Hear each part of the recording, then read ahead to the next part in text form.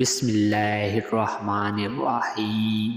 بوقت وفات جنت کا پھل کھانے کی آرزو۔ حضرت ابن کعب فرماتے ہیں کہ جب آدم علیہ السلام کی وفات کا وقت قریب آیا تو اپنے بیٹوں کو فرمایا کہ میرے بیٹوں، میں جنت کا پھل کھانا چاہتا ہوں۔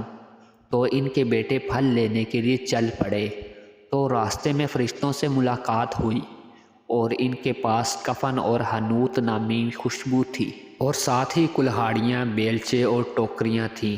فرشتوں نے آدم علیہ السلام کے بیٹوں سے پوچھا کہ تم کدھر جا رہے ہو اور کیا تلاش کر رہے ہو؟ انہوں نے جواب دیا کہ ہمارے باپ آدم بیمار ہیں اور جنت کا پھل کھانا چاہتے ہیں۔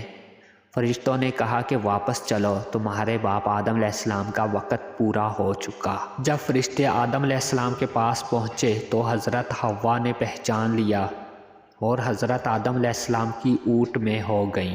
آدم علیہ السلام نے فرمایا کہ دور ہو جا میرے سے، میں تجھ سے پہلے پیدا ہوا ہوں، اس لیے میرے اور میرے اللہ کے فرشتوں کے درمیان میں حائل نہ ہو۔ بس فرشتوں نے ان کی روح قبض کی، ان کو کفن پہنایا اور خوشبو لگائی اور ان کے لیے قبر کھودی اور ان کی لحد بنائی اور ان پر نماز جنازہ پڑھائی۔